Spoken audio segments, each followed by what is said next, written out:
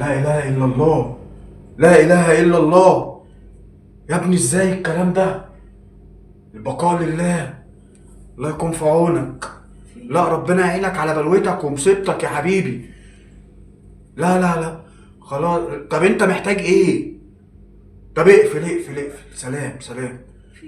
مفيش يا روان، لازم انزل لازم انزل. طيب يا روان مفيش. احمد صاحبي يا روان. ماله؟ يا روان هو من يومين راح شركة الغاز الطبيعي زي كان بيقدم على غاز ايوه زي اي بني ادم طبيعي. انا هحكي لك يا روان. طيب يا حبيبي في ايه؟ الشركة باقصى سرعة ركبت له الغاز ودخل ما شقته. شاء الله. صحي النهارده من النوم لقى الشقة كلها متفحمة. لا اله. ومراته.